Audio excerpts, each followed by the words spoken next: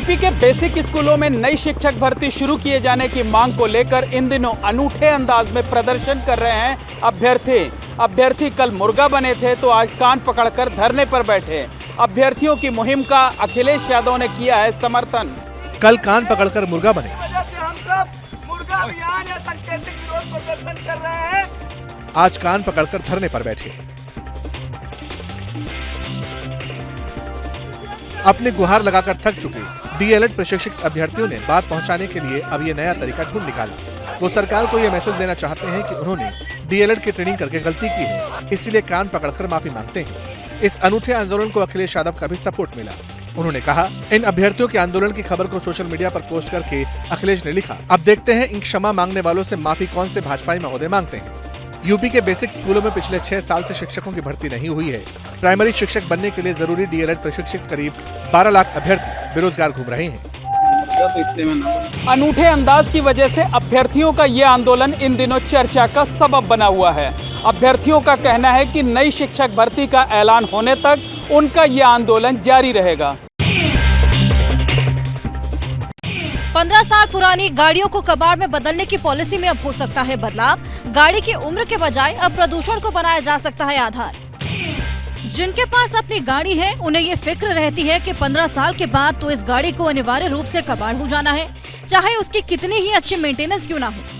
अब तक यही पॉलिसी चली आ रही है, लेकिन लोगों से आए फीडबैक के बाद अब सरकार ने इस पॉलिसी में बदलाव करने के संकेत दिए हैं। अब वाहनों की उम्र यानी कि 15 साल बाद कबाड़ में बदलने की नीति में बदलाव हो सकता है।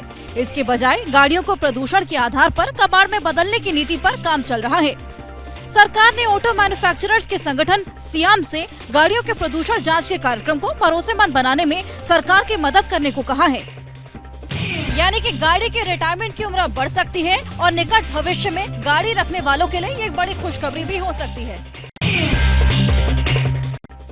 महाराष्ट्र में Nagpur hit and run case ने राजनीतिक तुल पकड़ लिया है। शिवसेना उद्धव गुट का आरोप है कि पुलिस महाराष्ट्र बीजेपी प्रदेश अध्यक्ष के बेटे को बचा रही है।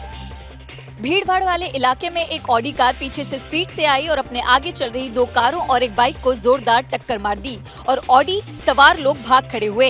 इस मामले में पुलिस ने ऑडी कार चला रहे अर्जुन और रोनित को गिरफ्तार कर लिया था और दोनों के शराब पिए होने की पुष्टि हुई।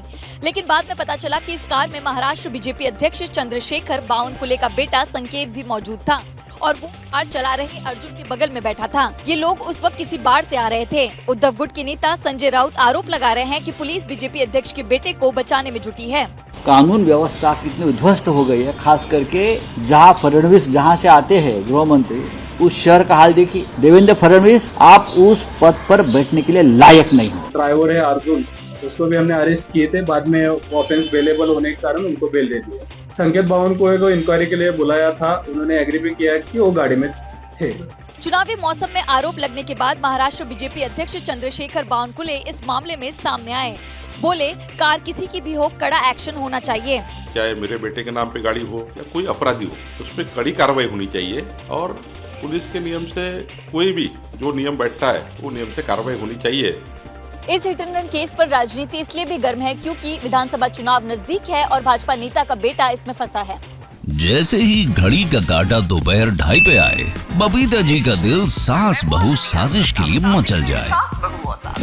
और ये है इनकी बहू, पूरे दिन ऑफिस की टेंशन हो जाए गॉन जब ये करें अपना फेवरेट शो फ्री टाइम पे ऑन।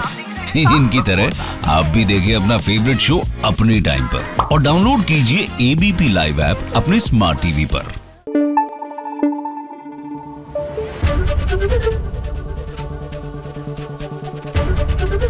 एबीपी न्यूज आपको रखे आगे।